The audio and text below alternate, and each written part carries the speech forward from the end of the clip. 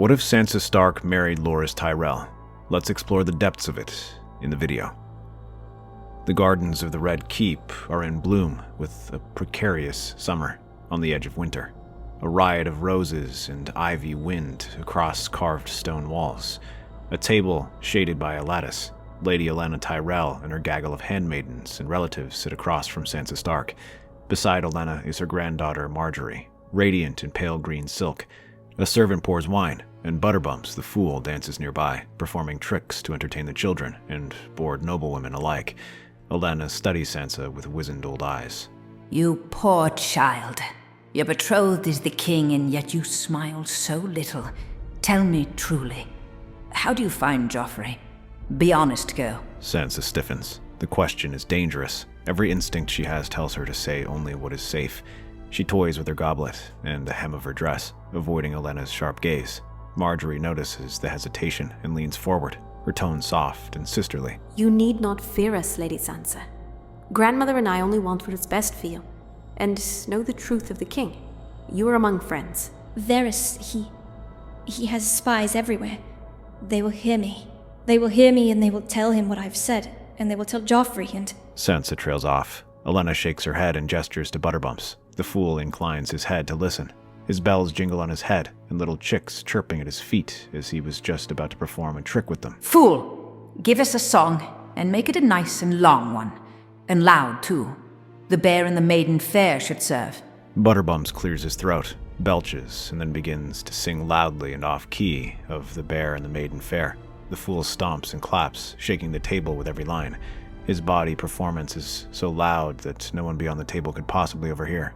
Olenna leans in, her eyes affixed on Sansa once more. Now, child. No one is listening.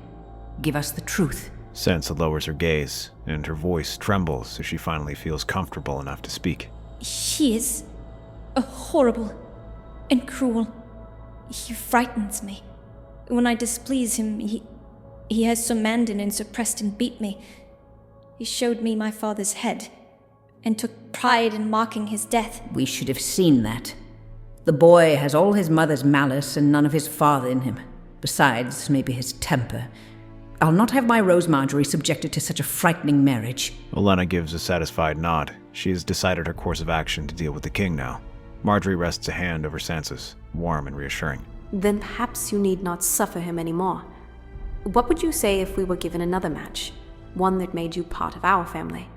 My brother is unwed, and I would love if we could be good sisters. Sansa blinks, startled. Her heart races, and she accepts in nearly an instant. You mean Loras? I accept, yes. I never imagined. Margaery's smile falters for an instant. She exchanges a quick look with her grandmother. Olenna clears her throat and speaks again. We meant Willis, the heir of Highgarden. A good, clever boy. Not much of a lance or sword given his injuries, perhaps. But he is kind and intelligent. He will treat you well. But I thought... Forgive me. Truly, I thought you meant Sir Loras. I know him. I've met him. I do not know Willis. A Kingsguard knight sworn never to wed. And yet, perhaps vows may be broken. Sir Loras is unstable after Renly's death, is he not? He killed several of his fellow knights in his grief. He even served an opposing king. There would be grounds to release him from his vows. Margaery makes to carefully warn her grandmother, but Olenna waves her off. A decision has already begun forming in the wise old woman's head. Yes, perhaps Loras may be dismissed from his vows, in a way that pleases the crown. And if it pleases you too, Lady Sansa, then perhaps a wedding to Sir Loras can be arranged.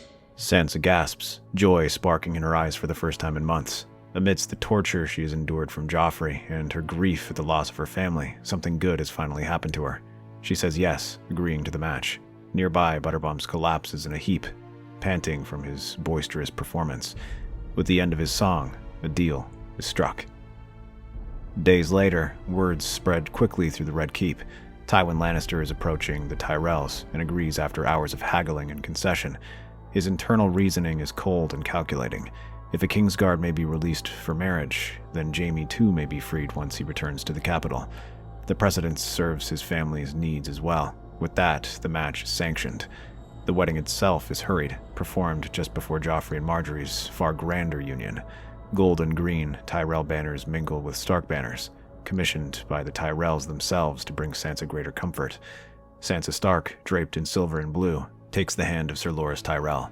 The ceremony is brief and efficient, more a matter of politics than pageantry.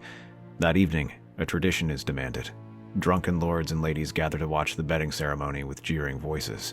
They cry for the stripping of Sansa's gown, which frightens the Stark girl. But before they can demand further, Loras bars the way furiously. Enough! I won't have my marriage bed turned into some sport. My lady is frightened, and so I ask for privacy. The hall quiets. None dare to challenge such a fearsome warrior of such high birth. They depart with disgruntled grumbles. With that, he escorts his new bride into the chamber and shuts the doors behind themselves. Inside, Sansa sits on the edge of the bed, trembling. Earlier that day, she'd received the terrible news of her brother Robb and her mother Catelyn's deaths at the twins. Grief hangs over her like a shroud. On what should be the most joyous day of her life, Loras watches and sits beside her, his expression gentler than any she had seen on Joffrey. They're gone. My family is destroyed by the Lannisters. My mother, my brothers. I do not even know where my sister is, or if she is alive. Loras places a gentle hand on her shoulder. I am sorry, Sansa. No words can mend such wounds. But you won't bear those wounds alone. That I can swear. Tears well in her eyes. She expects him to reach for her now, and to consummate their marriage. Instead, he takes a step back. Something wars behind his eyes before finally he makes an admission. I will not touch you tonight. Not because I mean to scorn you, but because I simply cannot. My heart belongs to another. Though he is gone. To Renly. Sansa's eyes widen in shock. You loved him? Not just as your king, but as a lover?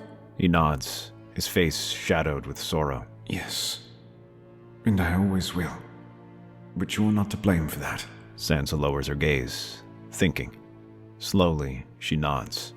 Then if you cannot love me as you loved him, will you at least be kind? Will you never hurt me as Joffrey did? Loras meets her eyes and swears. On my honor as a knight, Sansa, I will never let harm come to you. You have my word. She blushes faintly, surprised by his honesty and gentleness. For the first time in months, Sansa Stark feels safe. The two sit together in silence, grief and hope mingling in the flicker of candlelight. The wolf and the rose have been bound in an unlikely union. The city hums with excitement, alive with celebration. Joffrey Baratheon, first of his name, is to wed Margaery Tyrell in a fabulous ceremony. The Tyrells play their roles well. Margaery smiles beside her new husband. Olenna whispers sweet compliments to courtiers. Loras stands tall in shining silver and green garments. He avoids the gaze of his former fellow Kingsguard, who send glares his way. They question why he could be released to marry while they must continue to serve. But beneath all the pomp and ceremony, there is calculation. Olenna has not forgotten the story Sansa told her in the gardens. A monster wears the crown, and it must be put down. At the feast, Sansa forces herself to smile as Joffrey openly mocks her family, declaring celebration for the death of her brother, the usurper, as Joffrey calls him. Her hands tremble in her lap. Olenna drifts near her, all grandmotherly warmth as she whispers comforting words. With subtle grace, she touches the hairnet in Sansa's auburn hair. A gem goes missing. Minutes later, Joffrey drinks deeply from his gilded goblet. He laughs, and then, suddenly, he coughs. He clutches at his throat as it begins to close up, clawing for a breath. Then he collapses. The guests erupt in screams as the king falls, purple-faced and gagging on his own throat. Cersei shrieks in horror. She had been glaring at Sansa the entire ceremony, watching as the Tyrells paraded around their new prize. She hated them and knew they were up to something. In her rage and grief, as she clutches her spasming son, she points an accusatory finger at Sansa. It is her, the vile Stark girl. She has poisoned my beautiful, perfect son. She has poisoned your king. All eyes turn on Sansa, and she freezes and stammers. Before she can be seized by advancing guardsmen, a voice cuts through the chaos. Loras' voice rings like steel as he steps between the guards and Sansa. You will not lay a hand on my wife. She is innocent. Gasps ripple. Cersei's eyes narrow with hatred. Your wife is a traitorous Stark. She has murdered our king. If you will insist that, then I demand a trial by combat on her behalf. By the gods and the law, I will prove her innocence with my sword. The days blur together as rumors spread through the Red Keep. Sansa Stark poisoned the king, and the Lannisters rage. Some point the finger solely at her. Others say she conspired with Tyrion Lannister or even the Tyrell camp as a whole. Olenna and Margaery work quietly to keep Sansa safe in their custody, even as Cersei demands her blood and her head. Then, the day of the trial finally comes. The yard is filled with courtiers and commoners alike. Cersei has quickly chosen her champion, Sir Gregor Clegane, the Mountain, the brute who slew Elia Martell's children, and the butcher who burned the Riverlands, the man who shattered Sir Loras's forces at the Blackwater. Opposite him, on the field, stands Sir Loras, gleaming in his silver armor. His face is pale beneath his helmet, but his jaw is set with grim determination. Sansa watches in horror, clutching her seat. She does not want the happiness she's gotten, the comfort and protection she feels, to be taken away so soon. The fight begins with a crash of steel. Gregor towers over Loras, raining brutish blows down on him that rattle the younger knight's bones. Each monstrous strike drives him back and dents his armor. His shield splinters, but Loras fills his thoughts with determination. He remembers Renly's smile and Sansa's trembling voice. He remembers his promise to never let harm come to her. With desperate strength, he ducks beneath a sword swing that would have cleaved him in two. His gleaming sword drives forward into the open gash in the Mountain's flank. Gregor roars, enraged and swinging wildly. Loras is thrown to the ground by a blow, and blood fills his mouth as his armor is crushed. The Mountain looms, raising his greatsword for the killing blow. But Loras rolls, seizing his fallen sword just as Gregor's sword crashes into the dirt and sends up a cloud of dust. Loras drives the sword upward towards the Mountain's helm, aiming for the gap in his visor. With a sickening crunch, the sword drives deep into the visor, piercing the Mountain's eye and driving into his brain. The yard goes silent. Loras trembles, beaten yet alive, and pulls himself to his feet.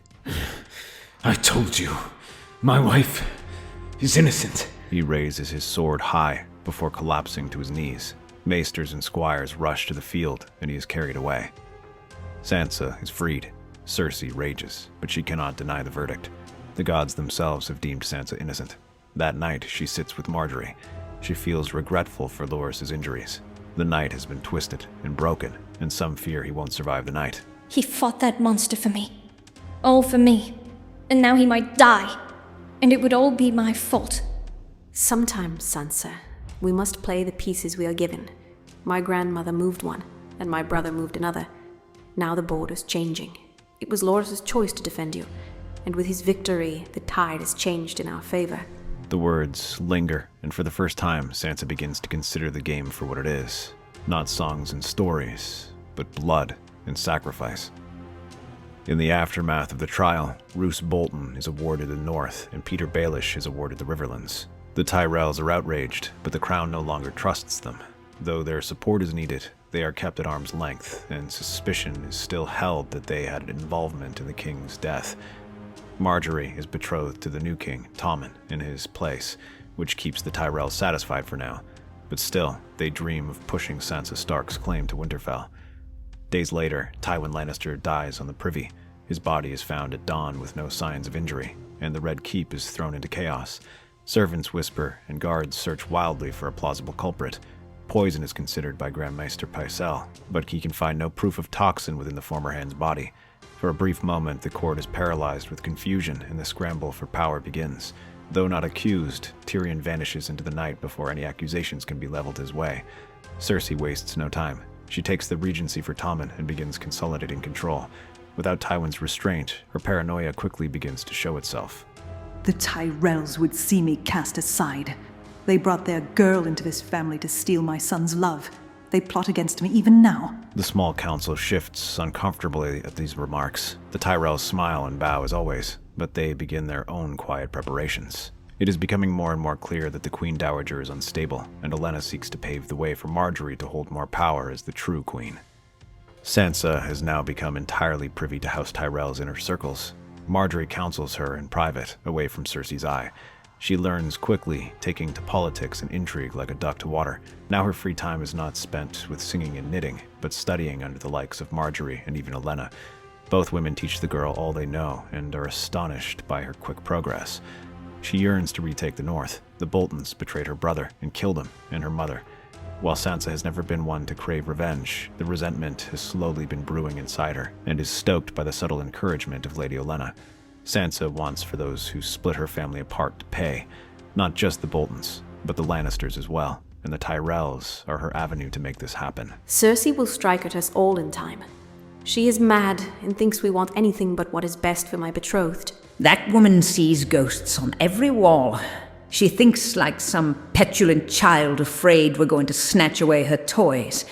As for Roose Bolton, he may sit in Winterfell now, but the North remembers, doesn't it, Lady Sansa? Wolves only bite harder when they are cornered, I'm told. Sansa listens quietly. Her grief for her family is still fresh, but she sees now that her survival has meaning. Winterfell is now her birthright, and it isn't gone, only waiting for her. Loras is still recovering, but Sansa visits him every day, and slowly something blooms between the two. Not quite love, but understanding and a partnership. They care for each other, and are willing to do whatever they can to protect the other, even if it isn't a romantic kind of love. Far away, in the Riverlands, Sandor Clegane staggers on the road with Arya Stark. His wounds from the Red Wedding still ache, and his strength is waning. He hears news from travelers. Sansa Stark is wed to Loras Tyrell. The Starks now have refuge with one of the most powerful houses in Westeros. Seems like your sister's safe with the roses. Better there than rotting on the road with me. And they have the coin to pay, too. I'm taking you to Highgarden. Arya scowls at him, but doesn't argue. The Hound saved her at the Twins, though she still can't decide if it was only for the purpose of coin. When they arrive in Highgarden, the halls are bright and fragrant. Nothing like the war-torn villages and muddy roads Arya knows from the past years of her life. Willis Tyrell meets them there, patient and calm, and leaning on an elegantly carved crutch. He, after some discussion, agrees to pay the ransom and treats Arya with kindness she is not used to. You want something from me? Everyone does. No one is just kind for the sake of it. I thought that once, but it isn't true. I do want something from you. For you to eat, to rest, and to care for yourself. But the rest can wait. She does not trust him, but his steadiness and seeming genuine nature slowly soften her edges. Highgarden feels like one of the seven heavens after all the pain and torment Arya has suffered through. Sandor does not depart. He remains in the Tyrell service. Despite being paid, he cannot bring himself to leave Arya's side, and so Sandor takes his place among the household knights of Highgarden. News reaches Sansa in King's Landing. When she hears it, she almost cannot breathe. Arya is safe. One of her siblings lives and is whole. Her heart swells with relief, and her appreciation for the Tyrells grows. Cersei's paranoia grows without limit. She convinces herself that the Tyrells mean to supplant her completely. Her mind swims with memories of Maggie the Frog's prophecy, but she cannot decide which of her foes is the younger, more beautiful queen who will cast her down, Sansa or Margaery. To break their hold, she restores the faith militant, holding swords and power to fanatics in exchange for their loyalty. Soon, sparrows and cudgels march the streets. They harass Tyrell retainers and whisper rumors of Margaery's promiscuity, Sansa's hidden wolfish nature, and the Tyrells' vanity and sins. Cersei's spies shadow both Margaery and Sansa, but Sansa is no longer the frightened girl who once dreamt of only songs and knights who would sweep her off her feet. Quietly, she builds her own spy network. She feeds and clothes hungry children from the streets, and they repay her with whispers. She listens in the kitchens, the septs, and even the alleys. She comforts and plays with King Tommen while Cersei rages, even earning the young king's trust. All it takes is her purchasing him a new kitten for his menagerie of them, and he's already calling her sister Sansa. Septums begin to sing of her piety and generosity. To the people of King's Landing, Sansa grows from a lonely little girl into something new. A second queen, almost. Calm and gentle and intelligent, where Cersei is sharp, cruel, and paranoid. The Tyrells bring bread and wine in her name, and that of Margaery's, and soon there is hardly anything Cersei's supporters can do to silence the truth. The city sings with the love for the Tyrells and their Stark girl. Sansa uncovers a shocking truth that wrenches her gut. Peter Baelish has his finger on far more schemes than she ever could have imagined. It seems that at every turn, a man that she thought she could trust as a friend of her mother is not who she thought he was. Child-fighting rings, illegal prostitution, and worst of all, whispers that he had a hand in her father's death. He even knew of the plans for the Red Wedding before it ever occurred. He could have stopped it, or at least warned her family, and yet Petyr Baelish did nothing, and even profited from it, becoming Lord of the Riverlands in place of her uncle Edmure Tully. Then comes a secret too dark to ignore. One night, Sansa's spies bring her news. The pyromancers are preparing vast stores of wildfire. Their target is the Sept of Baelor, where barrels upon barrels are being stacked in the passages beneath the holy building. Sansa shares the news with Margaery and Olenna in a quiet corridor. On the appointed day, the Tyrells make excuses and remain absent from the morning's prayers of the Sept. When the pyromancers move to set their traps, they are intercepted by Reachman soldiers and paid off gold cloaks already in waiting. The wildfire is seized, and the secret is let loose. Cersei is dragged before the council. Her enemies crowd the chamber and hurl accusations her way. Lies! Treason! They mean to steal my son's crown, but I will not let them. I will stand trial, and I will have my champion root out these vile Tyrell lies. She demands trial by combat. Her newly appointed monstrous knight of the King's Guard, Sir Robert Strong, lumbers forward. His size gives his identity away, for he can only be one man, Gregor Clegane, returned from the dead by Qyburn's foul magic. Days later, Sir Loras steps into the yard. He has killed this beast once, and so he intends to do it again. Some of his wounds have still not properly healed, and he now favors one leg, which reminds him of his own brother Willis. Yet as he steps forward, a gauntleted hand stops him. With the announcement of the trial, half the Highgarden court moves to King's Landing to begin closing on Cersei, and with them came not only Arya, but the Hound too. This one is mine. My brother burned my face and killed my sister. I suspect he killed our parents too. Now his state is even more pitiful than mine. I doubt that fucking zombie has a single thought in his head anymore. Still, it has to be me. Let me kill him. I see that look in your eye. I already killed him once, and that's more than enough for me. I would never admit to it in front of Sansa, but I fear I wouldn't be able to repeat that miracle. He's all yours. Sandor strides into the field, taking up a black iron greatsword nearly as monstrous as the one his brother wields. While he wears dented, smudged, and grimly black plate, Gregor wears the flawless and gleaming white armor of the Kingsguard. Sandor advances with controlled fury, slashing savagely at Gregor's joints. The two brothers move back and forth in the field, Sandor circling his lumbering brother. Death has slowed Gregor, and though his body still moves, it acts without thought or will of its own. Cersei screams frantic commands at the monster, and it acts accordingly.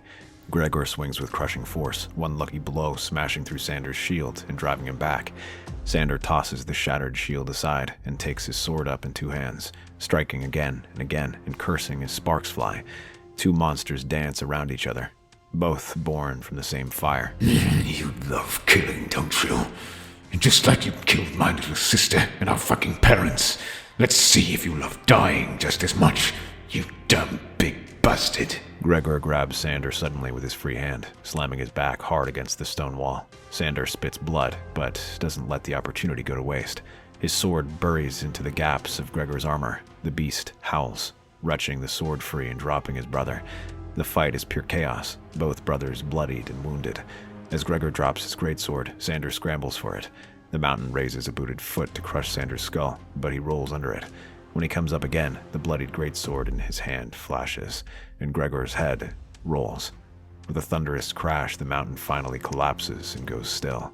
Sandor drops to his knees, breathing hard and blood running down his scarred face. Despite it all, he is smiling. His little sister, the same one he sees as much of in Arya, and now even Sansa, has been avenged. He collapses and is carried from the field to a maester. Cersei is carried to the yard. As her punishment is rendered, Petyr Baelish suddenly slinks to Sansa's side. His smile is thin and knowing. His words are honeyed. It was I who guided you. I saw to Cersei's fall before any other. You owe this victory to me, sweetling. Remember who your truest friend always has been. All your spies, all your power. I molded you into this. Sansa has been waiting for this moment. All of the games of dancing in the shadows weren't enough for her. Her spies levied against Petyr's, and she won every time. She had come to realize the kind of man he was, and now that one of her foes was dealt with, she could add a second. She rises slowly, her voice clear, cold, and cutting through the chamber. You let my father die. You let my mother die too. despite claiming to love her. You are never worthy of her love, nor mine. The only thing you are worthy of is a traitor's death. 2 traitors will die today. Baelish blinks, stunned. He reaches for words, but none come.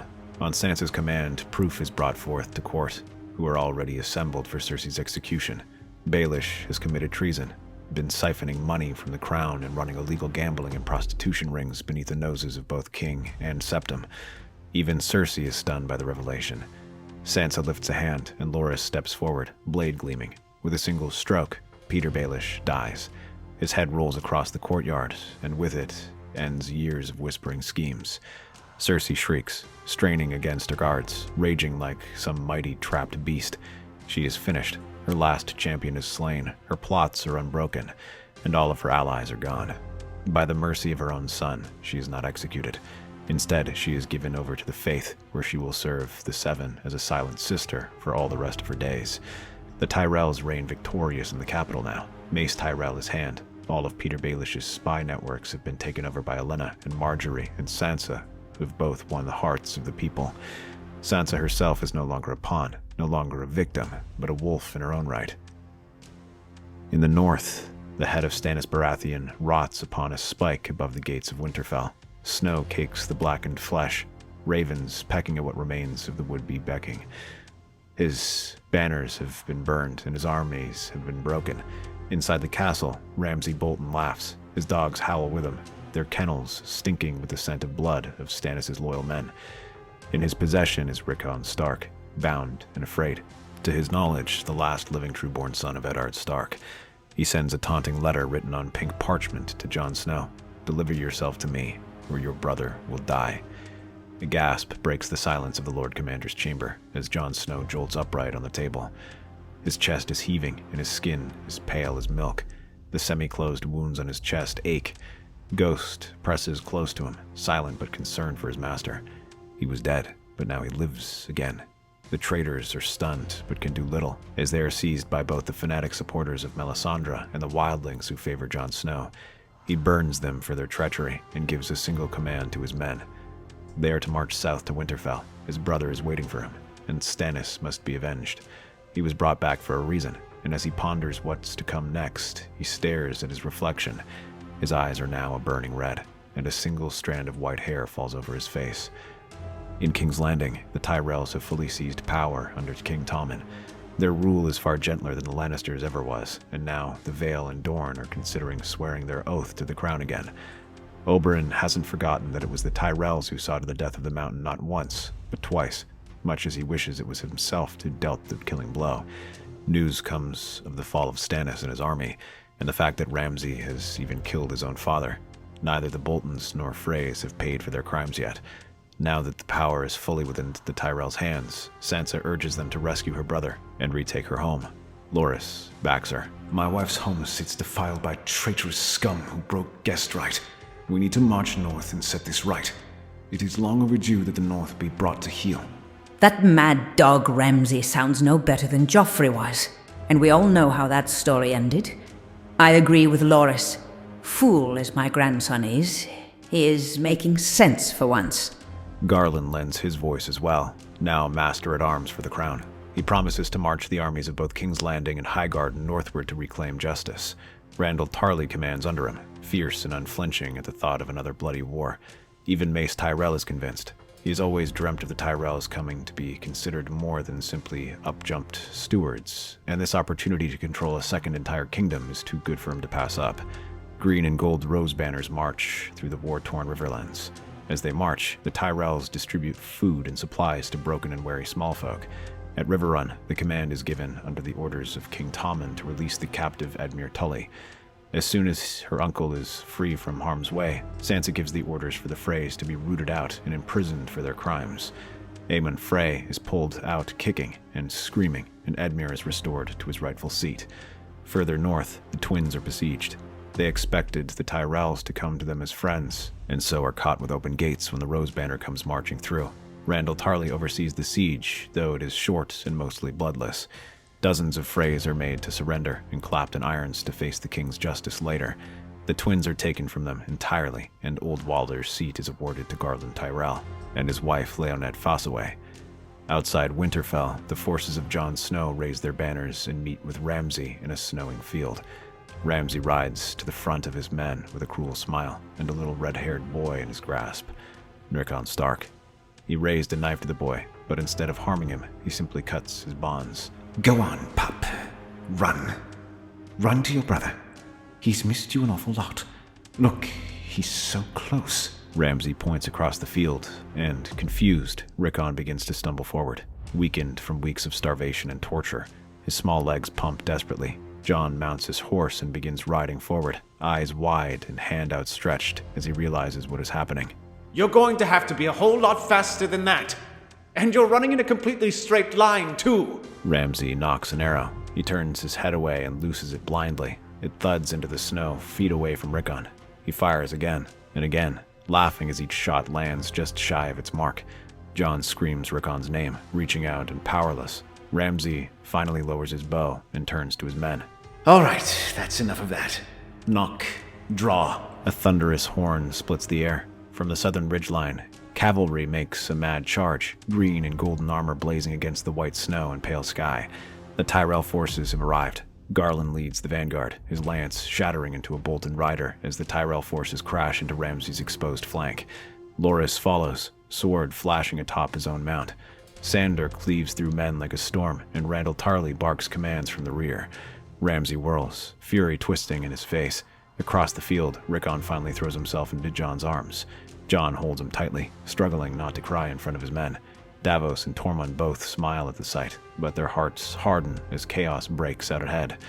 The northern host roars as Jon gives his command, and they rally onto their own charge. Horse hooves pound, and even the giant 1-1 bounds alongside them with powerful strides. The Tyrell cavalry continues to press forward from the south, trapping the Boltons in a tightening noose as Jon's forces finally close in. Arrows darken the sky, shields break, and men scream as the snow beneath them turns red. In the melee, Ramsay fights like a cornered beast, but he is dragged down by dozens of men. He tries to scream as horse hooves crush him and men trample him. By the end of the battle, he is little more than a bloody puddle in the snow. The gates of Winterfell groan open, and Stark banners are unfurled over its walls once more. In the Great Hall, Sansa steps through the halls of her childhood home, the Lord of the North bowing before her gratefully. She has freed them from the torturous rule of the Boltons. The Tyrells stand beside her, supporting her claim over the North. Rickon is still a boy, and traumatized, and half wild. He clings to Sansa's skirts and eyes everyone beside her, Jon and Arya, warily.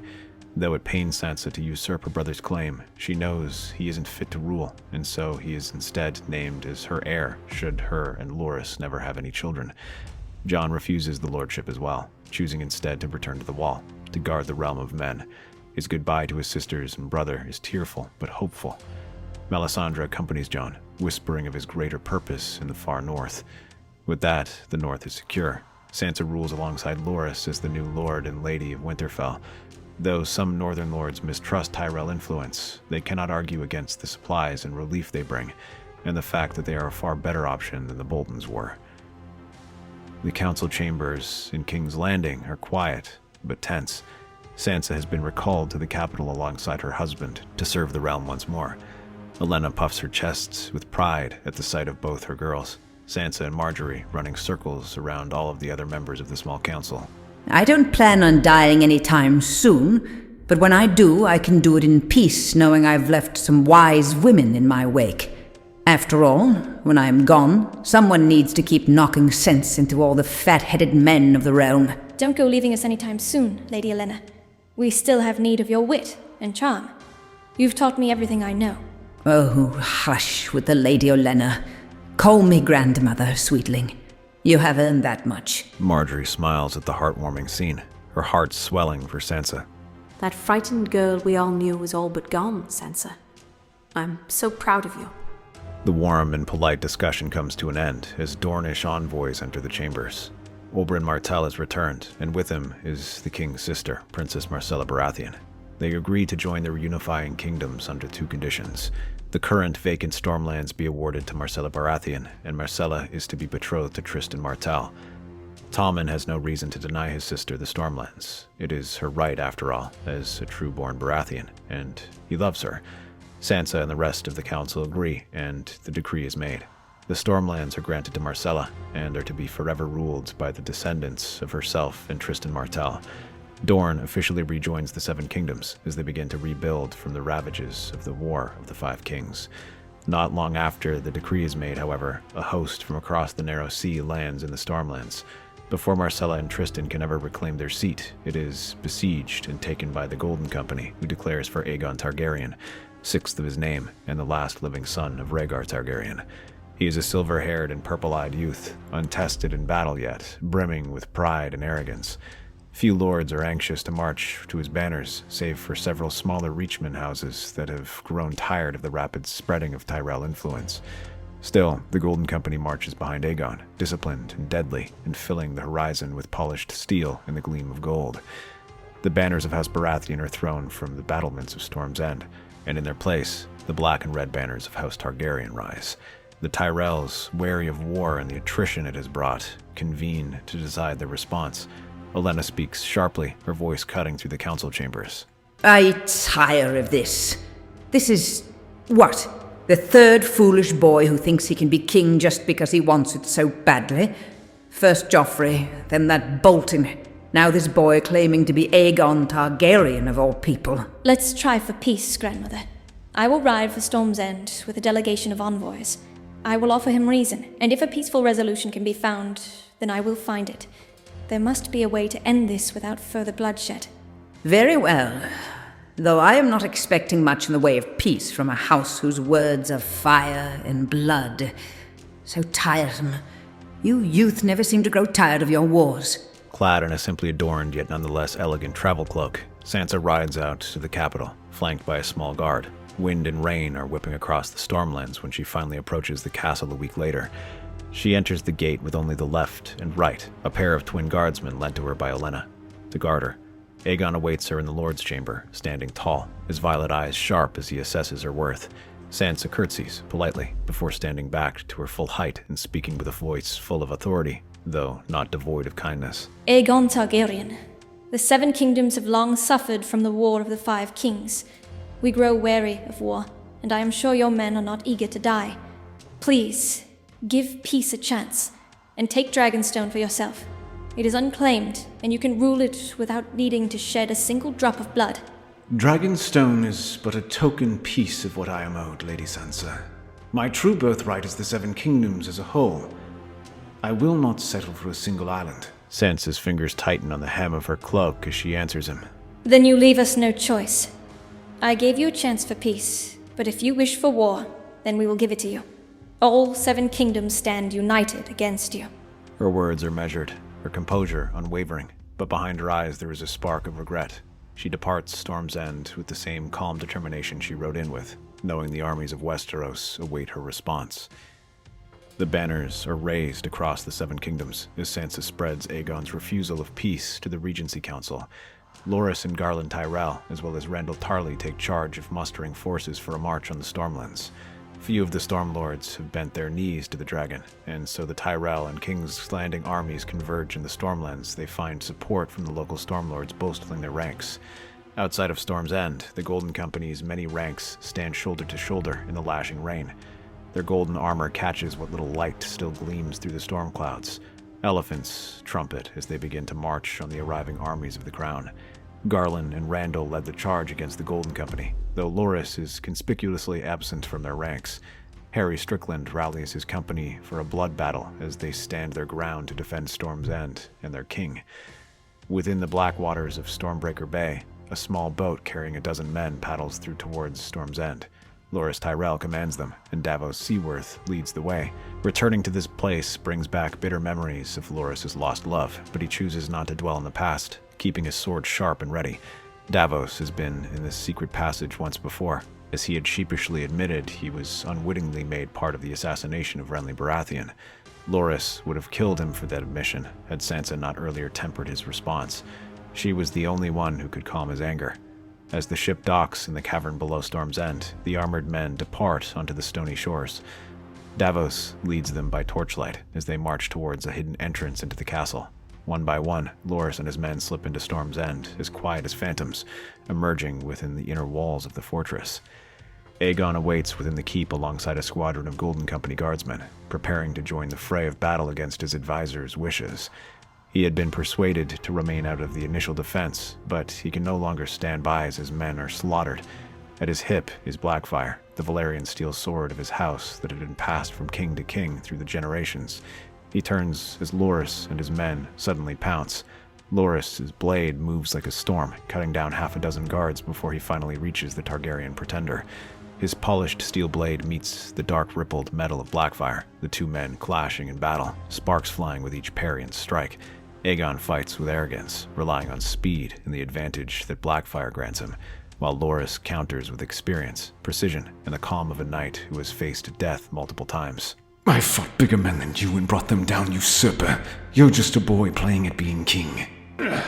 Brave words coming from one who failed to defend his own king. Now you serve an incestuous bastard who sits on a throne that was never his to begin with. The clash is intense, each strike reverberating through the hall. Loras' armor takes glancing blows, but he remains steady, using his footwork in anticipation to create openings for himself.